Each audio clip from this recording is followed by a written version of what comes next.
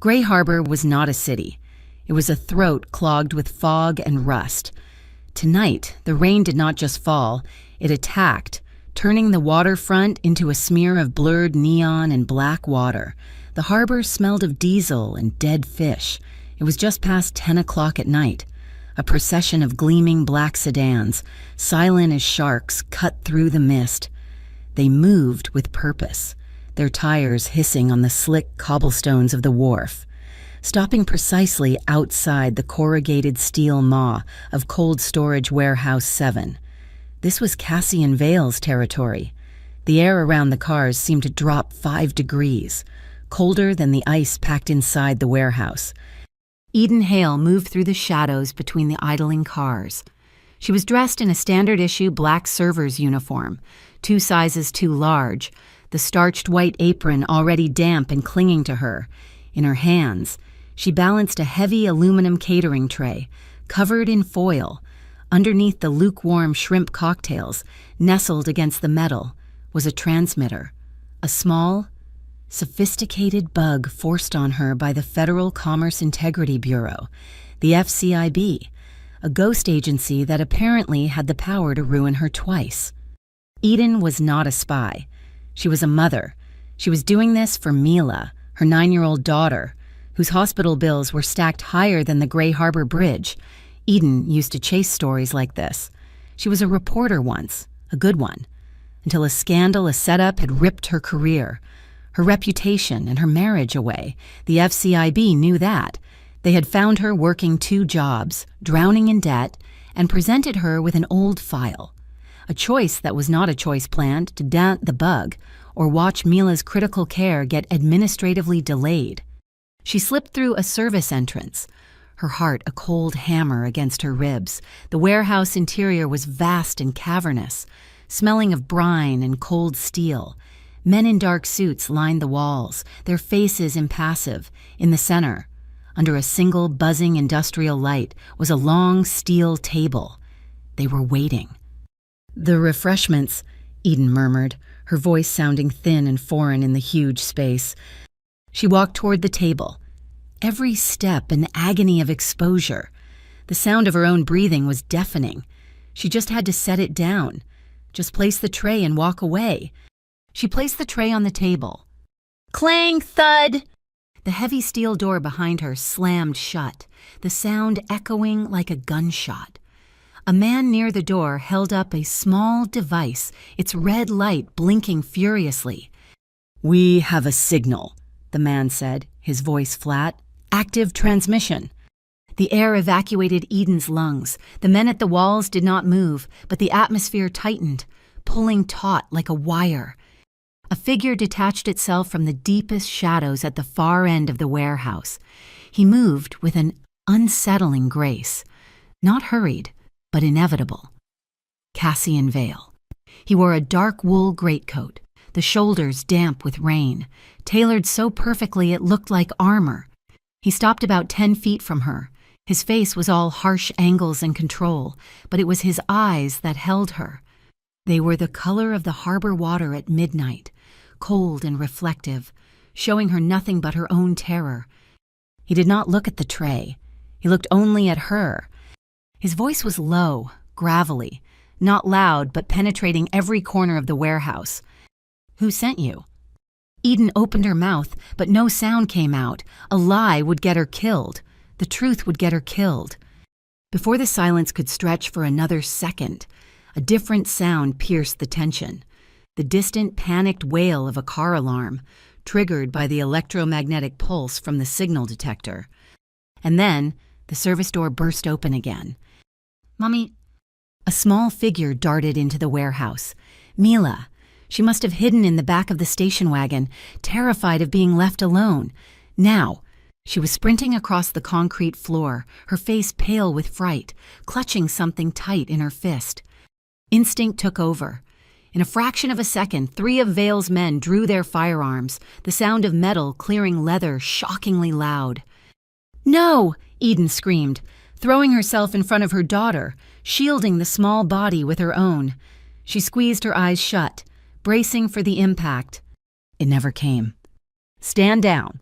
Cassian Vale's voice cut through the air again, this time sharp with command. Eden risked opening her eyes. Vale had his hand raised, palm out. The guns were lowered, though not holstered.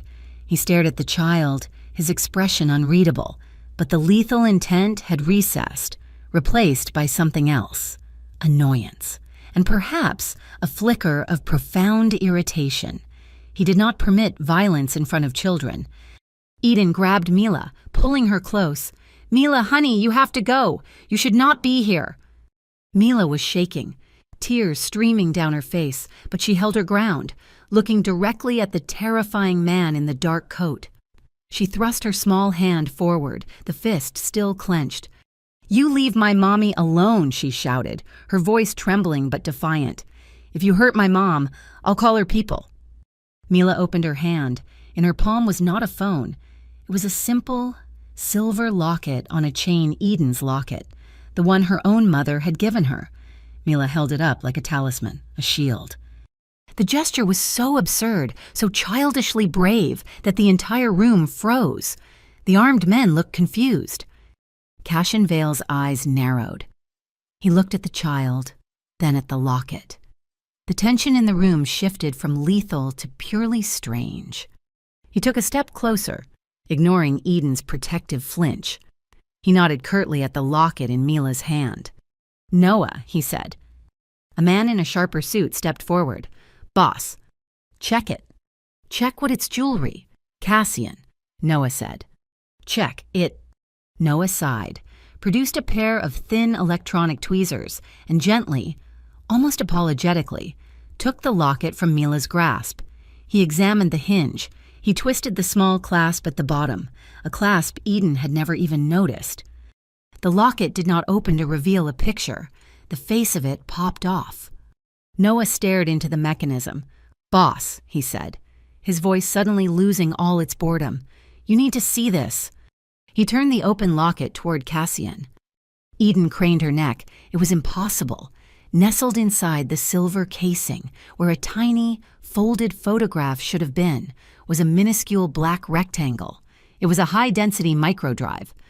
Eden stared at it, her blood running colder than the warehouse air. She had worn that locket for 15 years. She had never known.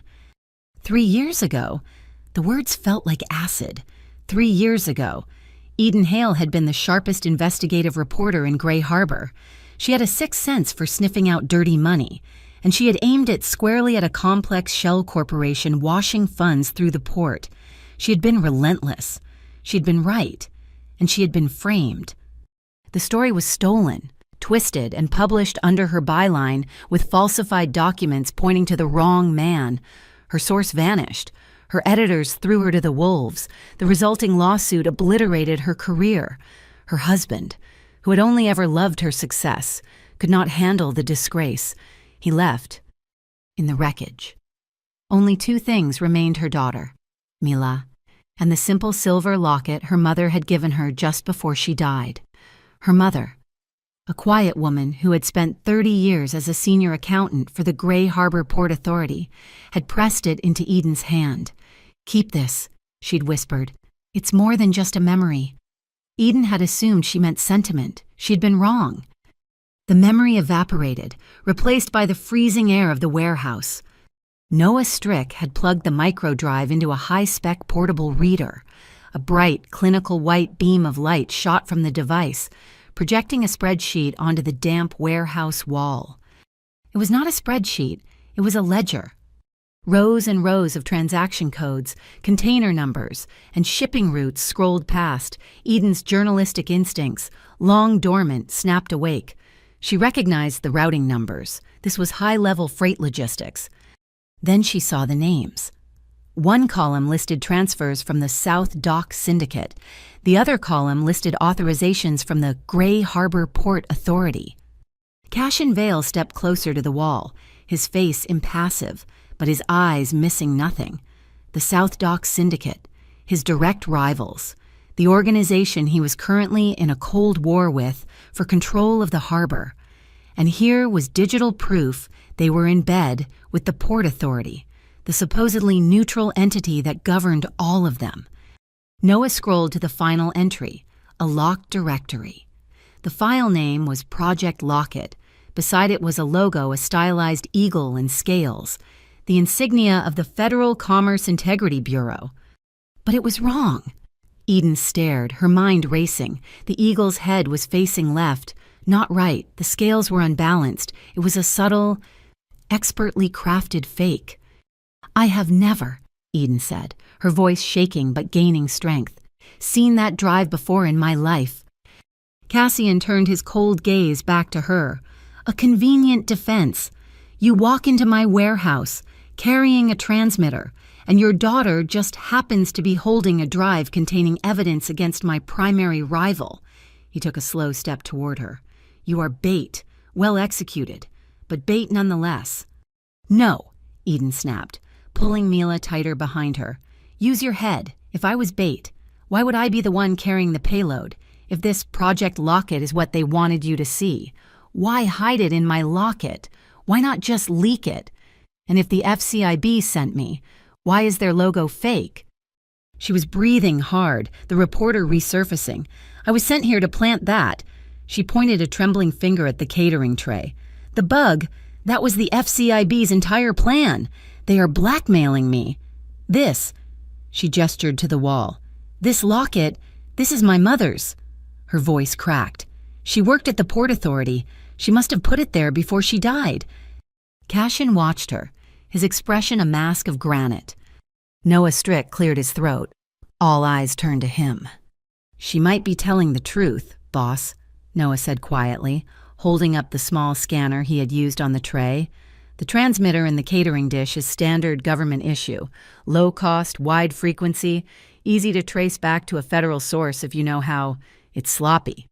He then pointed to the microdrive. This is military grade, heavy encryption, custom architecture. The signature is completely clean. No manufacturing markers. The people who made this drive are not the same people who gave her that bug." He looked from Cassian to Eden. Two different players. Boss, someone is playing her, and someone else. Someone is playing everyone. The silence in the warehouse was absolute, broken only by the hum of the cold storage units and Mila's quiet sniffles. Cassian Vale stared at Eden for a long, calculating moment. He saw the terror, but beneath it, he saw the spark of defiant intelligence. He saw the woman who had gotten too close 3 years ago. And he saw the locket, a dead woman's legacy. "You have 2 options," he said, his voice dropping back to that low, final tone. "You can leave. My men will escort you and your daughter out of this warehouse. The FCIB will be waiting. The South Docks Syndicate will learn what you're carrying. You will not survive the night." He paused, letting the cold reality sink in. "Or," he continued, "you and the child come with me. You will be placed under my protection at Highline Manor. You will be safe. No one will touch you." "And in return," Eden whispered, already knowing the answer. "In return," Cassian said, "you will use that reporter's brain of yours, and you will help me find out what Project Locket truly means. You will help me tear down the people who used your mother and who are trying to destroy you." It was another choice that was not a choice. A gilded cage instead of a shallow grave. For Mila. It was always for Mila. Eden Hale looked at the most dangerous man in Gray Harbor. She gave a single sharp nod. "We'll go with you." Cassian signaled to his men. The tension broke. Guns were holstered, doors were opened. A black SUV, sleek and armored, glided to the warehouse entrance. Noah gently handed the locket, now closed, back to Eden. As she bundled a shivering Mila into the plush leather interior of the truck, a burner phone, the one the FCIB had given her, vibrated in her pocket. She pulled it out. A new text message glowed on the screen. It was not from her handler. It was from an unknown number. "Deviate from the script, and your daughter's medical files get lost." Eden's blood turned to ice. She was trapped, caught between the overt threat of the federal agents who held her daughter's life in their hands and the silent, lethal protection of the Dawn sitting across from her. The price of the truth, hidden in her mother's locket, was a cage built by 3. Highline Manor was not a house. It was a statement of power. Perched high on the cliffs overlooking Gray Harbor, it was a fortress of black steel and dark glass, designed to see everything and be seen by no one.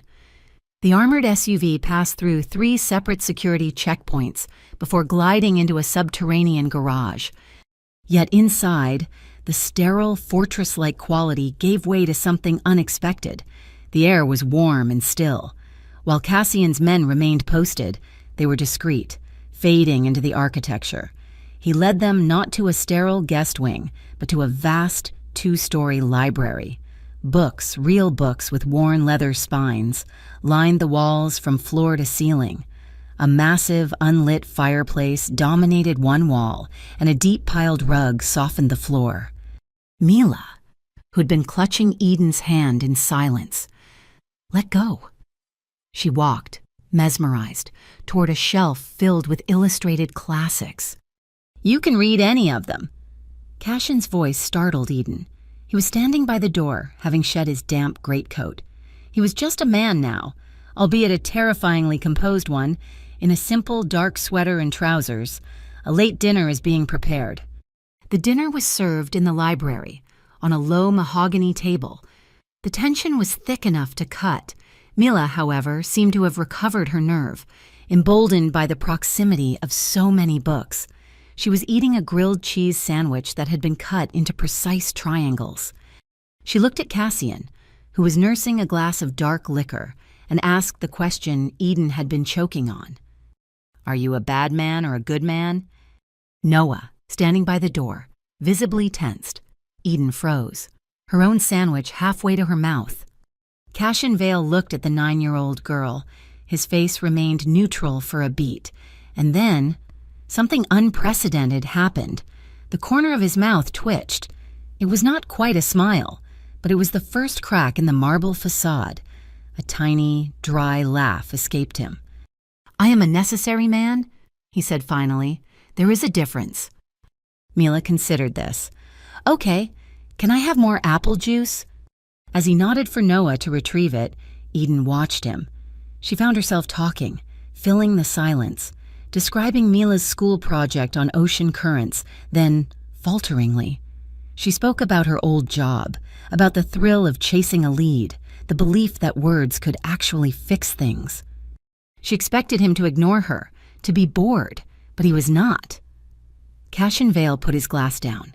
He leaned forward, his forearms on his knees, and he listened. He did not interrupt. He did not check a phone. His gaze was focused and absolute.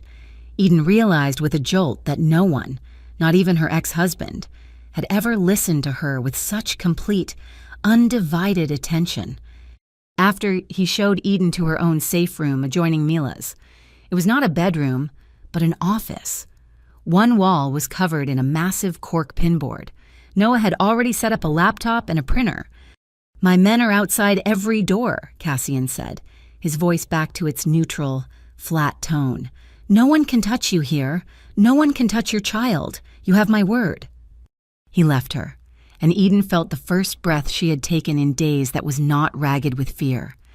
Later that night, after Mila was asleep, Eden found him in the glass house. It was a vast conservatory off the main library, filled with exotic, perfectly cultivated plants. The rain lashed against the glass roof, but inside it was warm and humid, smelling of damp earth and jasmine. He was standing, looking out at the storm-racked lights of Gray Harbor below. "They're beautiful," Eden said quietly, indicating the rows of pale orchids. "They are contained," he replied, not looking at her. "They survive because the environment is controlled.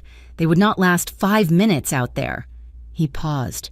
"I grew up at the St. Aurelian home, a religious-run orphanage on the north side." Eden waited. She knew of St. Aurelians. It was a place known for its high fences and its doctrine of breaking, not building, children. "The brothers there taught one lesson," Cassian said, his voice a low monotone. "Trust is a liability. It is a weakness to be exploited. The only person you can rely on is yourself." He had offered this small, dark piece of his past without preamble. Eden processed it. She felt a sting. But it was not pity. Pity was a useless emotion, an insult to someone who had survived. Instead, she felt a quiet, aching understanding. She, too, had learned that trust was a trap. "They were wrong," she said. "They taught you to be alone. They did not teach you how to be strong." He finally turned to look at her. The air in the glass house was thick and close, for the first time. His eyes were not cold mirrors. They were just dark and unguarded. "Let's look at the locket," he said abruptly, breaking the spell. Back in the safe room, Noah had the drive connected to a secure terminal. "It's locked down," Noah said. "There's a biometric failsafe. It's not a fingerprint. It seems to be looking for a specific electrical pattern, a heartbeat." "My mother's," Eden whispered. "It must be keyed to her." "Or to her bloodline," Cassian said. He looked at Eden. "Yours." Noah handed her a small pulse sensor, a simple clip for her finger. "That will not work," Cassian said, his voice impatient. "The signal is too processed. The encryption is looking for a raw, analog signature." Before Eden could react, he stepped close. The space between them vanished. He was tall, and he radiated a dry heat. "May I?" he asked, his voice low. She gave a jerky nod, her breath catching. He did not take her hand. Instead, he gently turned her arm over, exposing the delicate skin of her inner wrist.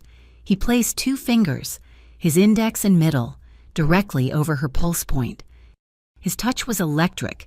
It was not sexual. It was clinical. And yet it was the most profound contact she had felt in years. A jolt of pure, unadulterated warmth shot up her arm, straight to her chest, where her own heart stammered in response. She could feel the slight, rough texture of his fingertips, a cartographer's touch mapping her veins. She looked up, and he was already looking at her. His eyes were fixed on hers, and she saw him register the sudden, sharp intake of her breath. She saw his own pulse jump in his throat. The air crackled. They both pulled back at the same instant, as if burned. Eden turned away, her face hot, pretending to check the laptop. Cassian cleared his throat and stepped back, clasping his hands behind his back. On the screen, Noah typed, "Acquiring biometric key. Acquired." A new file directory clicked open. "We are in," Noah said. The data unspooled.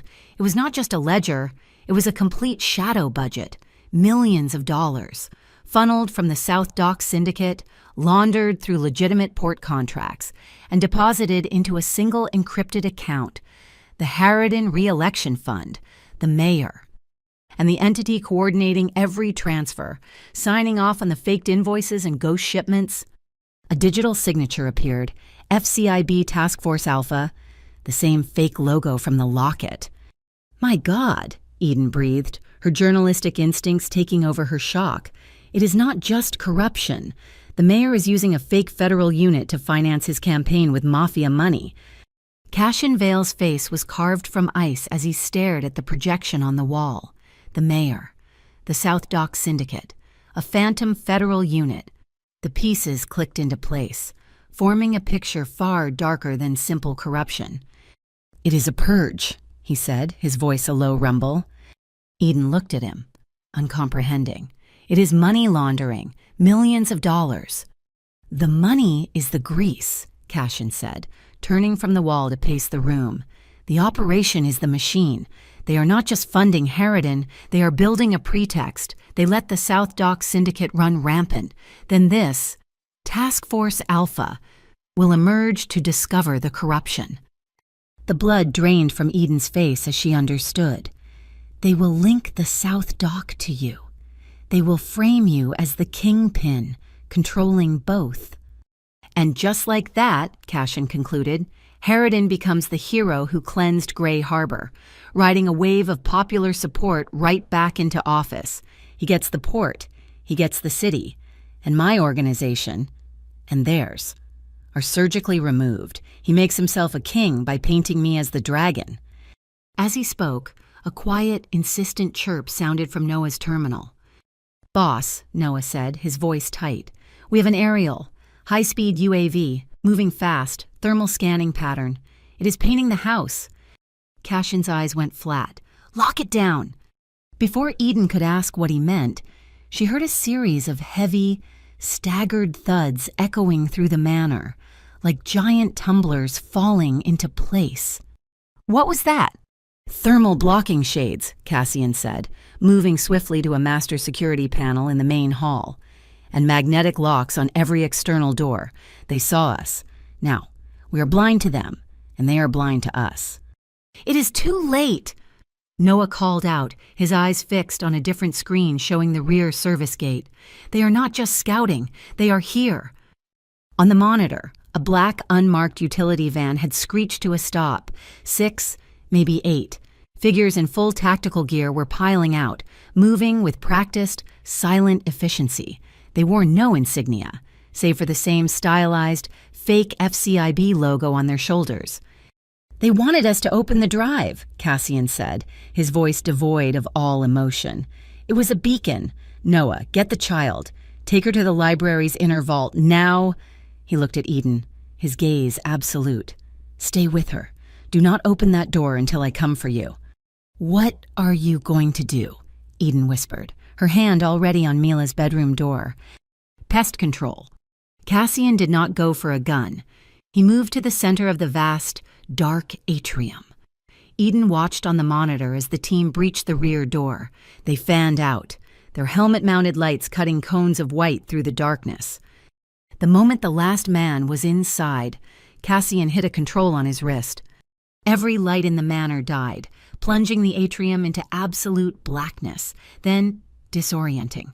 High-intensity strobes ignited from the ceiling, pulsing at a sickening, irregular rhythm, thick. White smoke began to pour from the floor vents, obscuring everything. The operatives shouted in confusion, their helmet lights rendered useless in the blinding, chaotic fog. Through the low-light feed, Eden watched Cassian move. He was a phantom. He flowed through the smoke and strobes, a blur of motion. He did not shoot. He did not permit the sound of gunfire in his home, not with Mila just one floor above. Instead, he dismantled them. It was not a fight. It was a precise, brutal, and utterly silent countermeasure. He used speed, leverage, and the environment. An arm was hyperextended. A man was slammed into a marble pillar. He moved from one target to the next, a study in controlled, non-lethal violence. In less than 60 seconds, it was over. The operatives were incapacitated, lying on the marble floor, disarmed and groaning. All but one, the team leader, a woman, stood cornered against a pillar, her weapon kicked away, breathing hard. Cassian emerged from the thinning smoke, not a hair out of place. He stopped 10 feet from her. Who is your handler? The woman just smirked. Eden had crept from the library, drawn by the sudden, terrifying silence. She stepped into the atrium light, and her heart stopped. She knew that face. She knew that smirk. You, Eden breathed, the words stolen from her lungs. The woman's smirk widened. Hello, Eden. Long time no see, and you look terrible. It was Verity Cole, the agent who had worked with her on the story that had destroyed her life, the woman who had supplied the fake documents, the woman who had set her up and vanished. You work for Harridan, Eden stammered, trembling with a rage that was 3 years cold. I work for the winning side, Verity said, shrugging. You are always too emotional. Eden, too sloppy. Cassian stepped between them, breaking Eden's gaze. The name. Verity Cole actually laughed, a short, sharp bark. You are just a gangster, Vale. You are so far out of your league you cannot even see the stadium. This is a state matter. This is my state, Cashin replied, his voice soft. Verity's earpiece chirped. Extraction, she said, her amusement fading. She reached into her vest pocket. Cassian tensed, but she moved with deliberate slowness. She pulled out a single, black USB drive. A message from management, she said. She dropped it to the floor and kicked it toward him. Then she pulled a pin from her vest, triggering a blinding flashbang. By the time Eden's vision cleared, Verity Cole was gone. slipped out a side passage like a ghost. Cassian did not touch the drive. Noah emerged, scanned it, and plugged it into his terminal. It was completely empty. He ran a deep file recovery. One deleted, 0-byte text file was found. He opened it. The screen displayed 3 words. Bring the child. A white-hot, protective fury Eden had never known flooded her system. They are using my daughter. They are targeting my daughter. Cassian's face was stone. No, he said. They are trying. He made a call. His voice clipped. Activate the Patron protocol. Full relocation, now. He turned to Eden. She's not safe here. I am moving her to the Red Foundry. What is that?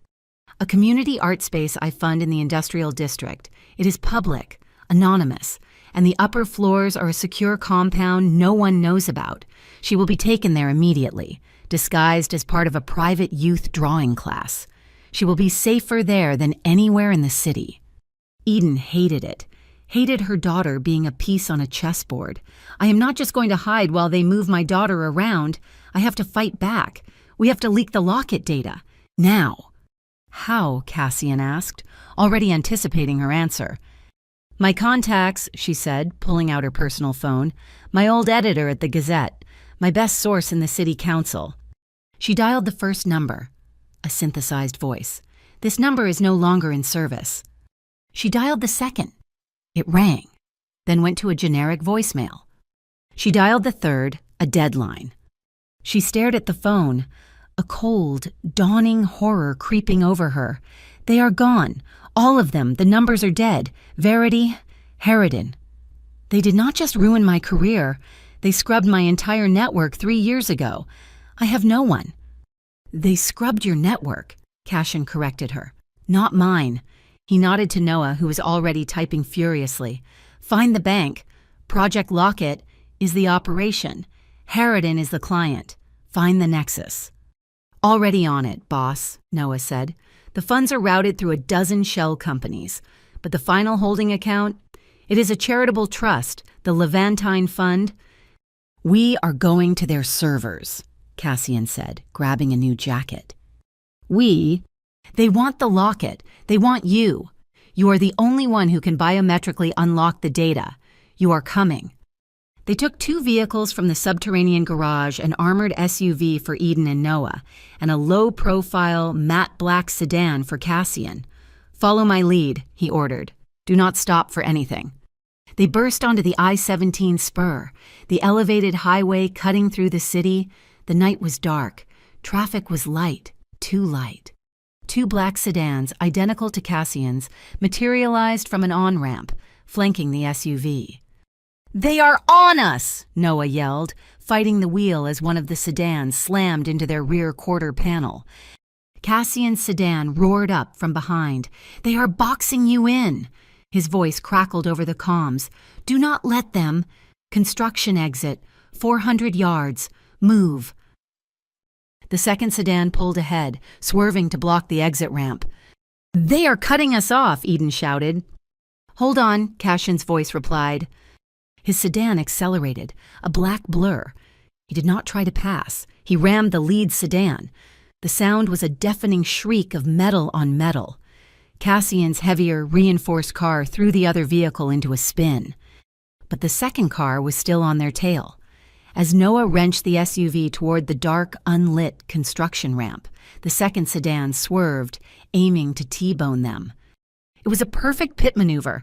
The SUV's back end fishtailed wildly, heading for the guardrail. Then Cassian was there.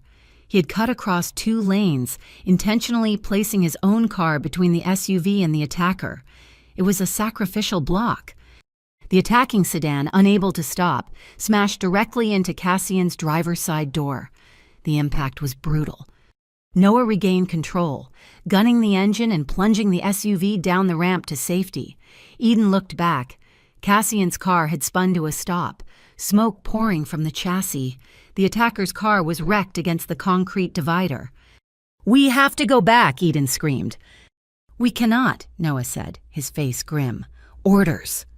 Her comms crackled. It was Cassian. His voice was strained, tight with pain. Get her to the foundry. I will meet you there." "You are hurt," she said, her voice shaking. A beat of silence. "Go, now." When they arrived at the red foundry an hour later, he was already there, leaning against a brick wall in the alley. He tried to hide it, but his suit jacket was torn, and his left shoulder was soaked in dark, wet crimson. The red foundry's safe room was nothing like Highline Manor. It was smaller, functional, its walls lined with industrial shelving rather than leather-bound books, but it felt warmer, the exposed brick walls retaining a day's heat. Cassian sat on the edge of a steel desk, his face pale under the track lighting, his jaw set. Eden returned with a heavy first aid kit, her hands tight. "Noah let me in. He's watching Mila downstairs. She thinks you are all playing a game." Cassian did not reply, his eyes fixed on the far wall. "You have to take the jacket off," Eden said, her voice quiet. He did, slowly, hissing as the torn fabric pulled at the wound. He shrugged off the ruined suit jacket and the dark shirt beneath, leaving him bare-chested from the waist up. The wound was not a gunshot, but a deep, ragged tear in the muscle of his left shoulder, dark with blood, likely from a piece of sheared metal in the collision. Eden's hands trembled as she opened the antiseptic bottle. She poured it onto a square of sterile gauze, her stomach lurching. "You might want to—" "Just do it," he said. His voice clipped. She pressed the gauze to the wound. Cassian's entire body went rigid. A sharp, ragged breath tore from his lungs, and he shut his eyes tight, his right hand clenched into a fist on the desk, his knuckles white, the muscles in his uninjured shoulder and across his chest seized, standing out in sharp relief. Eden held the pressure, her own breath held in sympathy. She was so close she could feel the wave of heat radiating from his skin.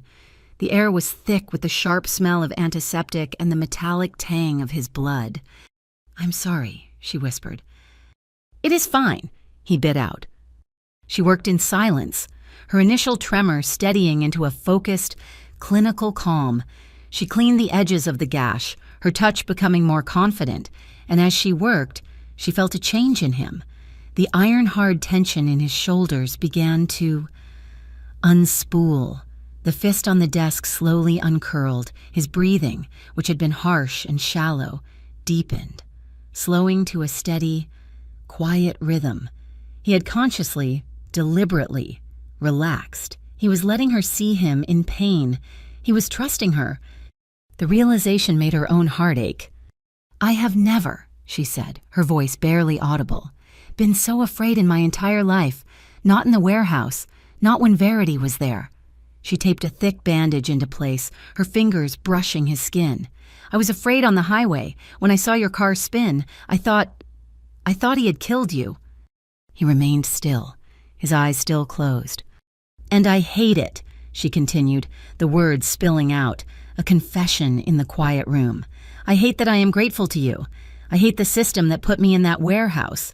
I hate that my daughter's life depends on a man who does what you do. And I am terrified of what you are, Cassian, but I am more terrified of what they are." He opened his eyes. They were dark, and all the ice was gone, replaced by a profound, weary stillness. He looked at her, his gaze holding hers.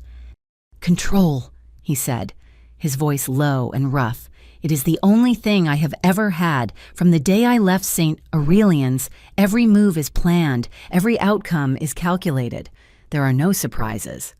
He paused, and his expression shifted, something vulnerable breaking through.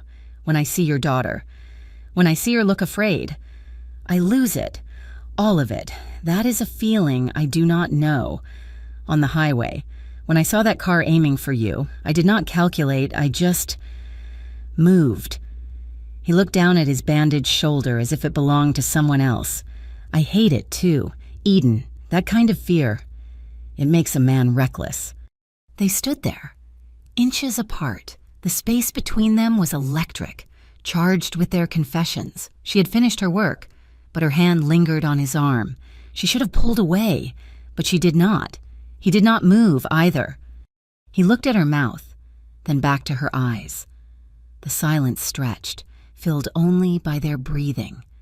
"May I?" he asked. The question was a bare whisper, a request for permission so profound it made her tremble.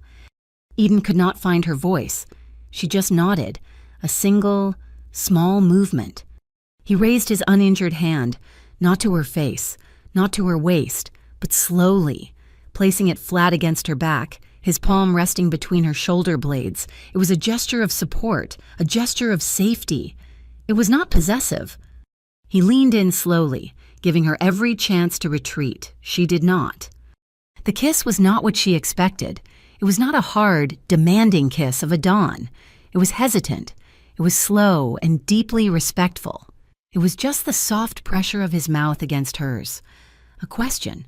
The taste of him was whiskey and something metallic and warm.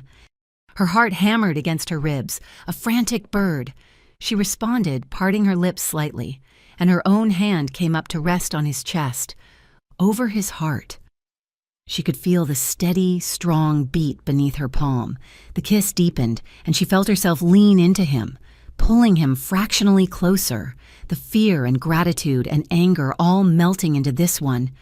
Impossible connection. A sound drifted up from the floor below, a clear, bright peal of laughter.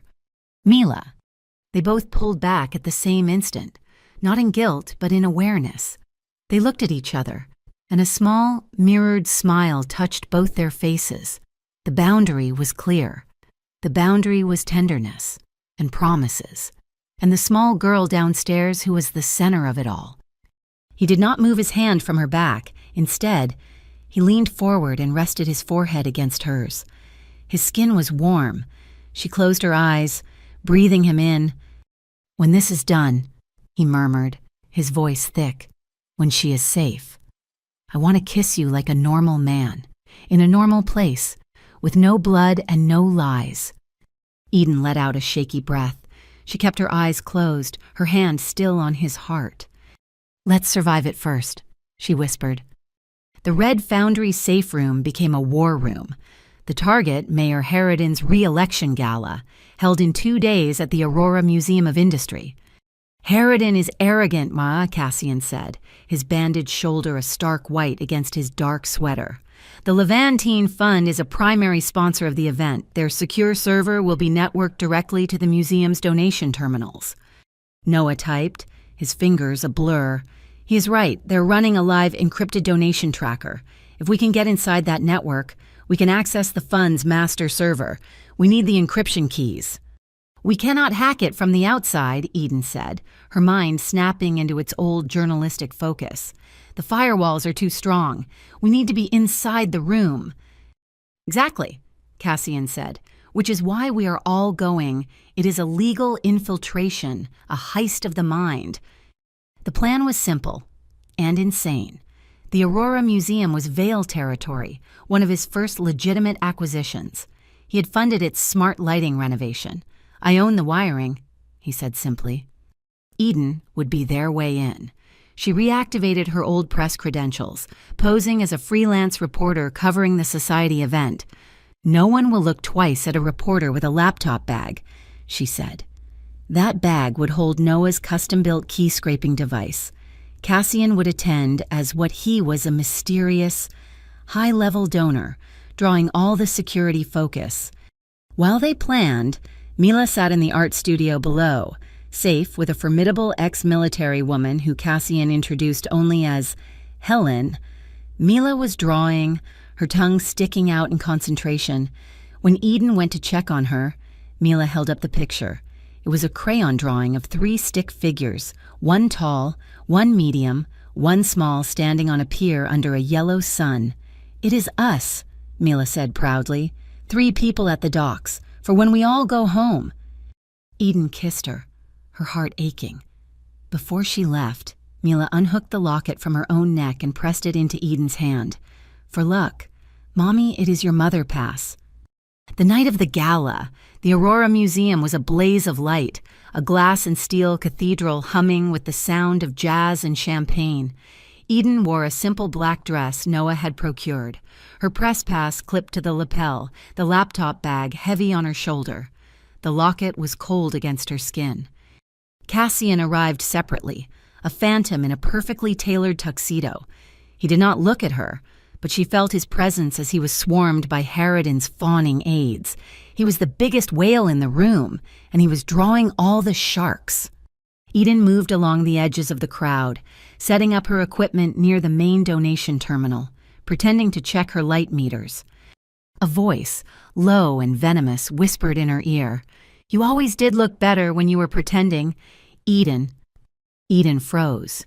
Verity Cole stood beside her, holding 2 glasses of champagne, a predatory smile on her face. She looked stunning in a silver gown. "Verity, nice dress. Pity about the company you keep," Verity murmured, her eyes flicking to Cassian across the room. "Management is getting impatient. They find this all very dramatic. Drop the bait and hand over the child. You will be off the list, a clean slate. You can even have your old job back." "The bait?" Eden asked, her blood running cold. "The locket. Silly. We know you have it. Give it to us. And give us the kid. She's the only other biometric key. After all, a loose end." The implication, the cold, casual threat against Mila, hit Eden like a physical blow. "Go to hell," Eden whispered. Verity just sighed. "Your choice." She turned and melted back into the crowd. Eden's hands were shaking so badly she could barely connect the device. She looked across the room, desperate. Cassian was smiling for a photographer, his arm draped over the back of a socialite's chair, but his eyes were not smiling. They were scanning the ceiling, tracking the smart light grid. He saw Eden. He saw her panic. He gave a single, almost imperceptible nod. Now, Eden plugged the device into a hidden network port behind the terminal. On his phone, Cassian, still smiling, activated the museum's lighting diagnostic protocol. For a fraction of a second, the lights flickered. In that instant, Noah's device, now linked to the lighting grid, was given top-tier security clearance. It was in the red foundry. Noah watched the data pour onto his screen. "I am in," he whispered. "I am inside the Levantine Fund." At first, it was what they expected, the money, the dirty transfers, the kickbacks, all leading to Harridan. "Wait," Noah said, his voice dropping. "There is another directory. It is not financial. It is personnel, coded designations. Project Locket is not just the money. It is a program." The screen filled with names, dozens of them, port workers, union leaders, inspectors. Beside each name was a date and a file. Eden, reading over Noah's shoulder via a secure feed on her own laptop, opened one. It was an accident report, crushing injury, container slip, Pier 12. She opened another, drowning, fell from gantry, night shift. "My God," Eden breathed, her hand flying to her mouth. "They are not accidents. This is a blacklist. This is a list of people who were disappeared at the port, murdered." "Internal expulsion," Noah read, his voice sick. "They are cleaning house." Eden scrolled, her heart hammering, her old reporter's sense of dread rising. She knew these names. She had interviewed some of them 3 years ago. And then she saw it, the name at the very top of the list, the first accident. Hale, Jonas, disappeared at sea. Vessel failure. Jonas, her little brother. The reason she had even started investigating the port, all those years ago, he had taken a job on a cargo runner and vanished. She had been told he was lost in a storm. She could not breathe. The jazz music, the laughter, the clinking glasses, all faded into a deafening roar. The floor tilted. Jonas. He had not died in an accident. He was a victim. She stumbled, her laptop slipping from her grasp. The room was spinning. A hand, strong and warm, gripped her arm, steadying her. She looked up into Cassian's dark eyes. He was there, his body shielding her from the surrounding crowd. He had crossed the entire ballroom in seconds. "Eden." His voice was a low anchor in the storm. "Breathe. Look at me." He held her, supporting her weight, his gaze locked on hers, pulling her back from the edge. Just as she found her footing, a piercing shriek split the air, a fire alarm. "What is that?" she gasped. Noah, Cassian said, his hand moving from her arm to her hand, his fingers lacing with hers. A diversion, the network is compromised. Panic erupted. The crowd surged toward the main exits. Verity Cole was shouting at security, pointing at them. Not that way, Cassian said. He pulled her, hard against the tide of people, toward a service door marked Artifact Storage. He swiped a black card, and the door opened into a dark, cavernous hallway filled with shrouded statues and crated paintings. The emergency lights strobed, casting wild, dancing shadows. They know we were in the system, Cassian said, his voice even as he pulled her along. They will be sealing the building. They ran, their footsteps echoing on the concrete floor, his hand holding hers in an unbreakable grip. They burst through a final door into the cold, wet alleyway. The sound of the museum's alarm and the distant wail of sirens chasing them into the gray harbor night. They did not go back to the Red Foundry. Noah took them straight to Highline Manor, initiating a Level 3 lockdown. The house was sealed, silent. Mila was brought in through a secure tunnel, confused but safe, and immediately fell asleep in her room, clutching her drawing. But Eden could not rest. The name echoed in her head. Hale. Jonas. She found herself on the rooftop terrace, the same place Cassian had stood in the glass house, looking over the city. The rain had returned, a cold, relentless drizzle that matched the hollowness inside her. He was not lost at sea. He was taken. He was murdered. Or... Her mind stuttered. The list was expulsion. What if he was not dead? What if he was alive, trapped somewhere? The glass door slid open. Cassian stepped out wearing a simple black shirt, his bandaged shoulder visible. He held a thick cashmere robe. He did not speak. He just walked up behind her, draped the robe over her trembling shoulders, and drew it closed in the front.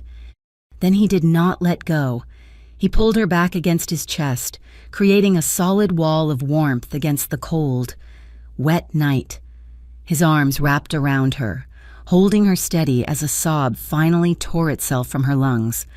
It was a sound of grief held for 3 long years. She wept, turning in his embrace, burying her face against his shirt. He just held her. One hand splayed across her back, the other cradling the back of her head, his chin resting on her hair. The rain beaded on her eyelashes, mixing with her tears. She listened, not to the storm, but to the slow, steady, powerful beat of his heart beneath her ear. It was the only solid thing in a world that had just disintegrated. "I hate this," she whispered, her voice muffled against him. "I hate being weak." "This is not weakness, Eden," his voice rumbled, the sound vibrating through her. "This is grief. You're human." "I am afraid," she admitted, the words raw. "I'm terrified of your world, of the guns and the smoke and the silence in you, but I just ran across a ballroom full of monsters, and the only person I felt safe with was you." She looked up, her eyes desperate. "I am more afraid of a world without you in it right now. What does that make me?" His gaze was intense, searching. He looked down at her, and the control in his face warred with something softer, something painful. "It makes you like me," he said, his voice rough. "I fear nothing. Not Harridan, not the Syndicate, not death." He paused, his thumb brushing a raindrop from her cheek. "But I fear this. I fear my power. I fear that the very thing that keeps you safe, the monster I have to be, is the one thing that will end up wounding you, that I will be the one who hurts you the most, just by existing." "You have not," she whispered. "You are the only one who has not." That was all it took. The admission broke the final thread of his restraint. He kissed her, and this time, there was no hesitation. It was not the gentle exploration of the safe room. This was a kiss of raw, desperate need, a claiming. It was deep and sure, a drowning man finding air. His mouth moved over hers, and she responded with equal fire, her hands clutching his shirt, pulling him closer. It was a kiss of truth, of fear, and of promises made in the dark. Their breaths mingled, warm against the cold air, their bodies pressed together, fitting perfectly, his strength surrounding her, her softness yielding to him. His hands moved, one tangled in her damp hair, the other sliding down her back, pressing her hips against his. A silent, unmistakable language. And just as the fire threatened to consume them both, they stopped. They pulled apart by mutual, unspoken consent. Their foreheads touched, and they stayed there, breathing each other in, their chests heaving. The boundary was not a child's laughter this time. It was a shared, conscious decision. It was a promise to Mila. It was the knowledge that this was not the end, but the beginning. And it had to be protected. He stayed on the terrace until her shivering stopped. When he led her inside, she was exhausted, emotionally scoured clean. In her bedroom, she sat on the edge of the mattress, the borrowed robe pooled around her. He stood by the door, watching her. "I will have Noah stand guard," and he said, "No," she said, her voice small. Will you stay?" She saw the question in his eyes and clarified, her face warming. "Not like that, just stay. I do not want to be alone." He looked at her for a long moment. The man from St. Aurelian's, the man who trusted no one. He crossed the room, sat on the edge of the bed next to her, and simply took her hand. His grasp was warm and firm. "I will be here when you wake up," he said. Eden lay down, still in the robe, and he stretched out on top of the covers beside her, his shoes still on. Never releasing her hand, she fell asleep in seconds, for the first time in years, feeling utterly and completely safe. Sunlight, pale and gray, woke her. She was tangled in the robe, her hand still held fast in Cassian's. He was asleep, his face turned toward her. In sleep, the harsh lines were gone. He looked younger, almost peaceful. The door burst open. Mommy, wake up. Helen says we can make pancakes." Mila skidded to a stop at the foot of the bed, her eyes wide. She looked at her mother, then at the large, dangerous man sleeping beside her. She looked at their joined hands. A slow grin spread across her face. "You look just like my drawing," she giggled. "The three people at the docks." Cassian's eyes snapped open. He was instantly awake, but his body did not tense. He saw Mila, and the hard edges of his face softened. "Pancakes?" he asked, his voice gravelly with sleep. The next hour was a dream, a bizarre, domestic fantasy. In the kitchen of Highline Manor, Cassian Vale, Dawn of Grey Harbor, proved to be surprisingly adept at flipping pancakes. Eden made coffee, her real coffee, and Mila chattered, dousing her stack in syrup. They laughed.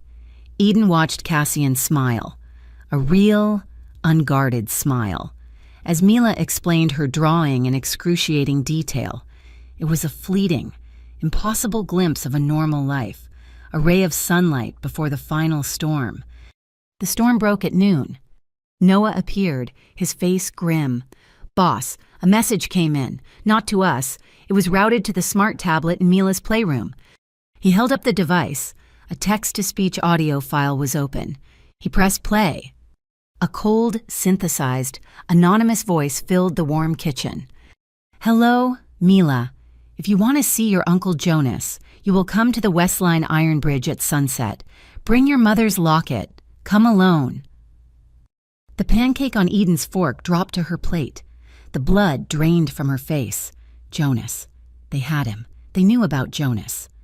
"It is a trap," Cassian said, his voice flat, the warmth of the morning gone, replaced by ice. "I do not care," Eden said, standing up, her hands shaking. "They have my brother. They know he is alive. I am going." "They will kill you, and they will take the child." "Then you stop them," she shot back, her eyes blazing with a desperate, familiar fire. "I'm going. That is my brother." Cassian looked at her, his face a mask of cold calculation.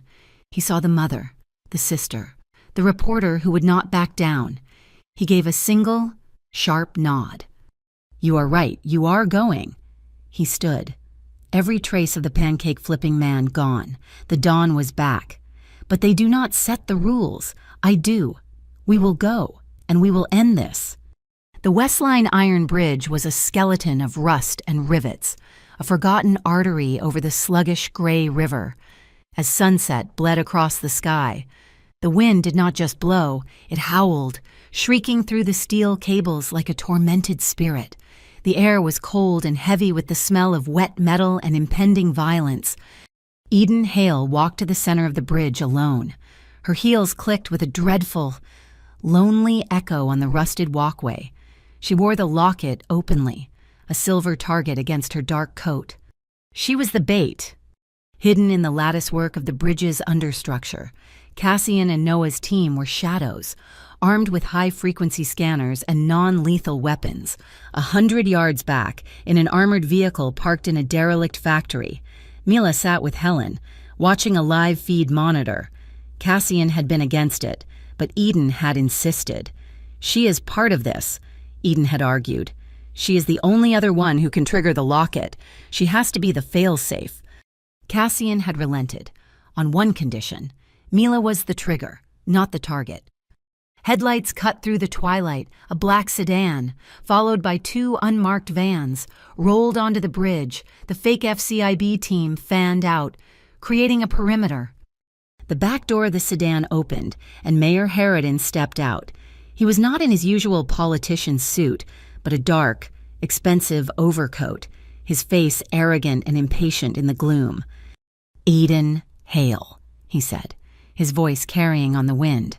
"You have caused a remarkable amount of trouble for a dead reporter." "Where is my brother?" Eden demanded, her voice shaking but clear. Harridan smiled, a thin, reptilian gesture. He nodded to a man beside him, who held up a tablet. The screen lit up, showing a video. A man, thin and pale, with Eden's eyes, was chained to a pipe in a dark, damp room. He was alive. He was breathing. It was Jonas. Eden's breath caught in her throat. Jonas? He is uncomfortable, but alive, for now, Harridan said smoothly. He gestured to the locket. "The item. Give it to me, and you and your child get a ticket out of Gray Harbor, a flight to anywhere, a new life. We will even wipe the FCIB file we used to blackmail you." "And Jonas," Eden whispered, her hand instinctively moving to the locket. Harridan shrugged. "Let's call his fate. A matter of destiny. We will see how generous I feel after I have what I want. Now, the locket." Eden looked at the video of her brother, her resolve crumbling. She had a choice. Her brother's life, or the truth. She looked at Harridan, at his cold, assured face. He would kill Jonas anyway. He would kill them all. But the sight of her brother... Her hand closed around the locket. She was about to unclasp it. "No, Mommy?" A small, high voice, amplified by a speaker, blasted across the bridge. "You cannot give it to him." Harridan spun, confused, searching for the source of the voice. Who is that, the child? In the armored van, Mila, her small face a mask of furious determination, leaned into the microphone Helen held. On the bridge, hidden on Eden's person, was the real locket, the one keyed to her biometrics, but the trigger was not proximity. It was voice, Mila's voice. "You think this is for you?" Mila shouted, her voice echoing over the iron girders. "This is not ransom, you bad man. It is the key. It is the key to the public broadcast, Noah. Now." Harridan's face went white with confusion. What broadcast? Shut her up." "On it." Noah whispered into his comms from below the bridge. He hit the master key. "Activating Project Locket, public protocol." On the bridge, the strings of antique lights running along the cables flickered. Then they pulsed, not with light, but with data. They had become, as Cassian planned, a massive light antenna. All across Gray Harbor, on every public LED screen from the Jumbotron at the sports stadium to the advertising billboards in the docks, to the flat screens in every bar, the feeds switched. The data from Project Locket, the data Eden's mother had died to protect, streamed live. The crowds at the waterfront looked up. They saw the illegal transaction ledgers. They saw the payoffs from the South Dock Syndicate. They saw the forged orders from the FCIB Task Force Alpha. And then they saw the list. The list of the disappeared. The port workers, the union leaders, the fathers and sons and brothers, Hale, Jonas. A collective gasp went up from the city. "What have you done?" Harridan shrieked, his composure shattering. "Kill the feed! Kill it!" "It is too late, Mayor." A new figure stepped from the shadows, Verity Cole. She walked calmly toward Harridan, her gun pointed not at Eden, but at him. You work for me," Harridan sputtered. Verity reached up and tore the fake FCIB patch from her shoulder, revealing a different, legitimate insignia beneath. "No," she said, her voice cold and clear. "I am Special Agent Cole, Office of Maritime Security Task Force. I have been undercover in your organization for 18 months, trying to find the source of Project Locket." She smiled that cold smirk at Eden. "Turns out, you were the key all along. Hale, you and your mother." Harridan stared, cornered. "You cannot arrest me. I run this city." "You ran it," Verity corrected, her finger tightening on the trigger. A single, high-velocity crack echoed from the far end of the bridge. A sniper. It was not aimed at Verity. It was aimed at Eden, the South Dock Syndicate, cleaning up their loose end. "Eden, down." Cassian was motion. He burst from the understructure, a black phantom moving faster than thought. He did not go for a weapon. He threw his entire body at Eden, shielding her. The sniper's round, meant for her heart, slammed into the steel pylon just above their heads, sending a spray of hot metal fragments stinging through the air. A second shot tore through the fabric of Cassian's coat, grazing his arm, the same one he had injured on the highway. He hauled Eden to her feet, pulling her behind a massive girder. "Sniper South Dock!" he yelled to Verity. The bridge erupted into chaos. Verity's team, the real OMST, emerged, returning fire. The city, watching the live feeds, had exploded. News vans, their lights flashing, were screaming toward the bridge, drawn by the broadcast and the sound of gunfire. Harridan saw his chance. His world was ending, but he could still do damage. He pulled out his own phone, broadcasting on an open police channel, his voice filled with righteous, panicked fury. "This is Mayor Harridan. I am under attack at the West Line Bridge, Cassian Vale. The head of the Vale Syndicate has seized the city's broadcast network. He is a terrorist. I want him arrested." Arrest Cassian Vale. The bridge was a lost cause, swarming with real police responding to Harridan's fake terrorist call. Under the cover of the OMST's firefight with the Syndicate sniper, Cassian, Eden, and Verity escaped, melting back into the chaos Cassian had prepared.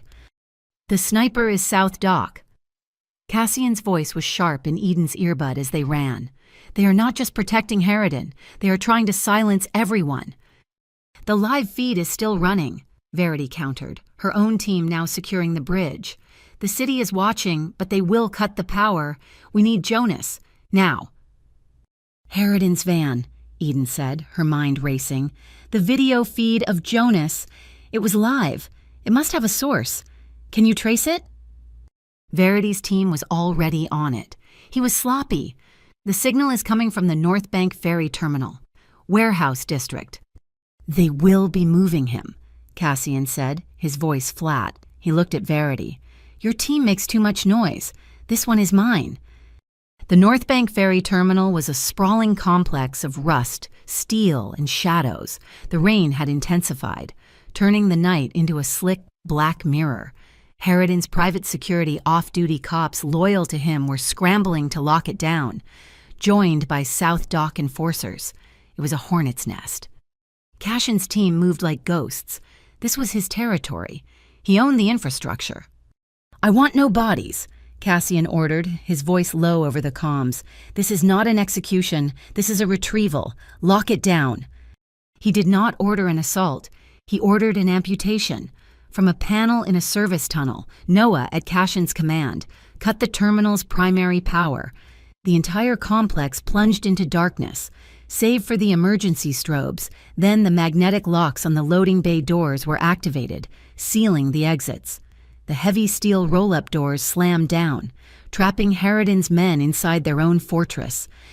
They were in a maze, and Cassian was the architect. While Cassian's team created chaos, sowing confusion by remotely activating hydraulics and bilge pumps, Eden and Verity made their way to the central control station. "The signal is coming from Cold Storage 3, Verity said, her gun drawn. "He is there," Eden whispered, her heart in her throat. Meanwhile, in the armored van parked 3 blocks away, Mila watched the feeds. Helen, the ex-military protector, sat beside her. Mila held her crayon drawing the 3 people at the docks pressed tight against her chest. "They have to get Uncle Jonas," she whispered to the drawing, "so we can all go home. Then we can hang this in the living room." Back in the terminal, Cassian ascended a catwalk, alone. The South Dock sniper from the bridge had relocated, setting up a nest overlooking the main concourse. Cassian moved behind him, a shadow among shadows. The sniper sensed him too late, spinning around, raising his rifle. Cassian did not fire the weapon in his hand. He hit a button on his wrist. A bank of high-pressure smoke flares, used for shipping drills, ignited below the sniper's nest. A thick, acrid cloud of white smoke instantly blinded the man. He choked, firing wildly into the fog. Cassian did not stop. He hit a second switch. The terminal's emergency fire suppression system roared to life. High-pressure water, cold from the harbor, blasted the sniper, knocking him off his feet and pinning him to the deck, his rifle clattering away. Cassian watched, his face impassive, as the man was subdued without a single bullet being fired. A choice, a change. At that moment, Eden and Verity breached the door to Cold Storage 3. It was a dark, freezing room, smelling of ice and decay. And in the back, chained to a support beam, was Jonas. He was thin, pale, his beard matted, but he was alive. His eyes, Eden's eyes, widened in disbelief. Eden, his voice was a dry, cracked whisper. "Jonas!" She ran, falling to her knees beside him, her hands fumbling with the chains. Verity was right behind, using bolt cutters. "I thought you were dead," Jonas choked out, grabbing her arm.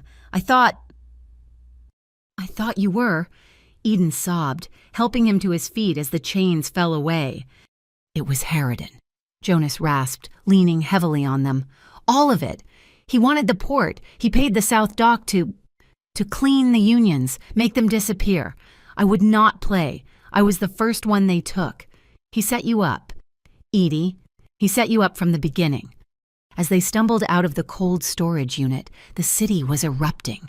The citizen live streams, which had never stopped, were now focused on the North Bank terminal. The OMST, seizing the narrative, held an impromptu press conference at the foot of the bridge, officially identifying the FCIB Task Force Alpha as a rogue, domestic terrorist unit funded by Mayor Harridan. Harridan's reputation was not just falling, it was in free fall. His power evaporated in real time. Cornered, desperate, Harridan himself was nowhere to be found. He had fled the terminal, heading for his last stronghold. "He is going to Old Meridian," Cassian said, meeting them at the exit, his team having secured the perimeter. "The old city hall. He's going to burn the servers, the original paper records." This was the endgame. Cassian walked Eden and Jonas to the armored van. The door slid open. Mila, seeing her uncle, let out a cry, but her eyes were fixed on Cassian. He knelt, his bandaged shoulder and wet coat making him look like a warrior returned from a desperate battle. "I have to go, Mila," he said, his voice quiet. "You are going to stop the bad man," she stated. "Yes." "Are you coming back? For pancakes?" she asked, her voice small, clutching the drawing. Cassian's face softened. He reached out and gently brushed her hair from her face. "I will be back for pancakes," he promised. Mila nodded, a grave decision made. She unhooked the locket from her own neck, the one Eden had given her back. She pressed it into Cassian's large, calloused hand. "You should hold this," Mila said. "Mommy said it's a key." But I think it found its house. Cassian looked at the simple silver locket in his palm. He closed his fist around it, a silent vow. He stood up, looked at Eden, and then turned, disappearing into the rain, heading for Old Meridian to finish it. Old Meridian City Hall was a granite tomb, and it was burning. Harridan, in his final, desperate act of a cornered king, had activated incendiary devices in the central archives. Thick, acrid smoke poured from the high, shattered windows, and the cold night rain hissed against the superheated stone. They did not enter as a single unit. They were 3 prongs of a tactical fork. Verity Cole and her OMST team breached the front doors, met by a wall of heat. Noah, in the subterranean utility tunnels, cut the internal power, forcing the building onto emergency lighting. Cassian and Eden used a forgotten maintenance passage Cassian had known about for years, one that led directly behind the archives. They found Harridan in the vast, cathedral-like records room. He was a man insane, frantically tearing 1,000-page ledgers from shelves and hurling them onto a massive pyre of burning file cabinets. He was destroying the original paper trail. "It is over," Harridan, Verity shouted, her voice echoing in the chamber, her team fanning out, weapons raised. Harridan spun, his face a mask of sweat and soot, his eyes wild. He laughed, a high, strangled sound. "Over, are you arresting him?" He jabbed a trembling finger at Cassian, who emerged from the shadows. Eden, right behind him. "He's the criminal. He is Cassian Vale. He's the Mafia." "He is what he is," Verity retorted, her gun steady, her face grim. "But you, Mayor, you are a fake state. You use the badge to do the Mafia's work. That makes you worse." "Wait," Eden said, stepping forward. The smoke stung her eyes, but her voice was clear. She held the locket. "There is one last file." "Eden, no," Cassian warned. "The place is unstable. My mother left one last thing," she insisted. She pressed the clasp, not opening it, but tracing a small pattern on the silver. It was not a key. It was a player. A tiny, tinny speaker hidden in the filigree, crackled to life. It was a voice recording, her mother's voice, preserved for 15 years. "Cannot go to the police," the voice whispered, frail and terrified. "Harridan owns them. I cannot go to the syndicates. They are the ones paying. I am hiding the full ledger, the master key, in my daughter's locket. And I am sending a copy, just one, to the only other power in this city I can trust. The one they call the final gatekeeper. The man who stands between the state and the street. The one who does not answer to either." Cassian stood motionless, the firelight casting flickering shadows across his face. He remembered the sniper on the ferry terminal. He remembered the smoke, the water, the choice to subdue, not to kill. He had preserved life when death was easier. He was the gatekeeper her mother, an accountant he had never met, had trusted him, not the police, not the gangs. She had trusted him to be the balance. "A ghost story!" Harridan shrieked. He lunged, not at Verity, not at Cassian, but at the one person who mattered. He grabbed Eden, yanking her back, pressing a small, silver pistol to her temple. He used her as a human shield. "Everyone drops their weapons," he screamed, his voice cracking. "Drop them, or she dies." Verity's aim faltered. Her team froze. Cassian Vale did not. He looked at Harridan, his gaze absolute, showing no fear, no anger. He was the eye of the storm, slowly, deliberately. He unholstered his weapon and placed it on the floor. He kicked it away. "Let her go, Harridan," Cassian said, his voice calm, almost conversational, as he took a slow step forward. "Stay back, I will kill her." "You are done," Cassian continued, taking another step, drawing the mayor's manic focus. "The city has the data. The OMST has the bridge. You are standing in a burning building, holding your last mistake. You had choices. You chose this fire. Is this how you want to end it?" "Shut up!" Harridan screamed, his arm tightening around Eden's throat, his eyes darting to Cassian. He took his eyes off Verity for one fatal second. The sound of her weapon was a sharp crack. It was not a kill shot. It was a neutralization. The bullet struck Harridan's wrist. The pistol clattered to the burning floor. Harridan howled, collapsing, clutching his shattered hand. A massive support beam overhead groaned, tearing free from the ceiling. It crashed down, bringing a cascade of fire and stone. "The roof is coming down," Verity yelled, grabbing the whimpering Harridan and dragging him toward her team. "We are out now."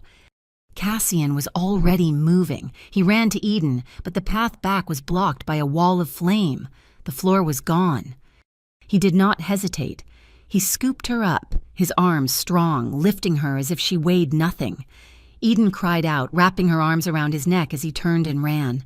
Not through the fire, but through it. He charged through the inferno, his own body shielding her from the worst of the heat and the falling debris.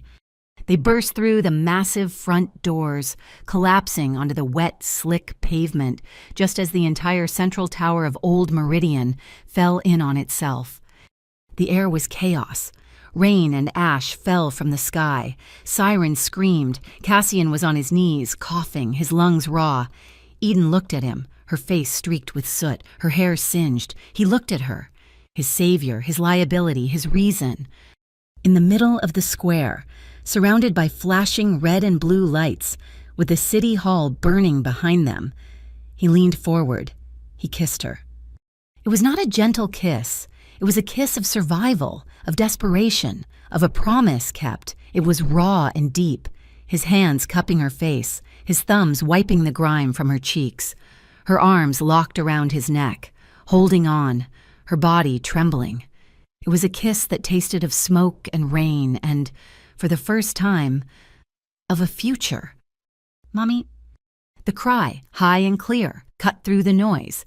Eden's head snapped up.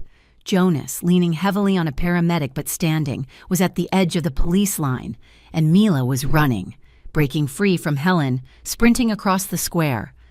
She launched herself into Eden's arms, then turned and threw her small arms around Cassian's neck, burying her face in his smoky shirt. "You came back!" She wept. "You came back for pancakes."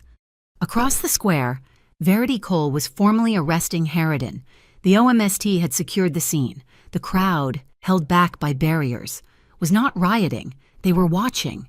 The large public screens, still controlled by Noah, were playing a new loop, the clear, defiant image of 9-year-old Mila, holding her mother's locket high. Dawn broke over Gray Harbor, washing the soot from the sky in the quiet, sunlit library of Highline Manor. Eden sat at her laptop. The smell of fresh, strong coffee filled the air. She was writing her first article in 3 years. She finished the piece, the truth, all of it. She typed the byline, by Eden Hale. She smiled, leaving it. Cassian walked in, holding a fresh mug. He set it beside her, his hand coming to rest on her shoulder. "Just Eden Hale?" he asked, his voice quiet. "It is my name," she said, leaning her head back against his hand. He leaned down, his lips brushing her hair, his voice a low promise. "I want to try," he whispered. "I want to be a normal man. Eden, with you, in the city. It is not a normal city, but I want to try." The scene pulls back. In the bright living room, Mila's crayon drawing, 3 people at the docks, is now in a beautiful frame, hanging on the wall. Jonas, looking healthier, is laughing as he shows Mila how to froth milk for a cappuccino. The house is filled with light. Eden stands, walking toward them. The locket is around her neck. It is not a key anymore. It is just a memory. Cassian follows her. His hand finds the small of her back, a silent, steady pressure. He kept his promise. The city would always have shadows. It would always need a gatekeeper. But now, he would not be guarding it alone. Thank you so much for listening to our story. We would love to know where you are listening from, so please comment below, share your thoughts, and let's connect. Please subscribe to our channel, Mafia Boss Story, like this video, and support us by hitting the hype button so this story can be heard by more people.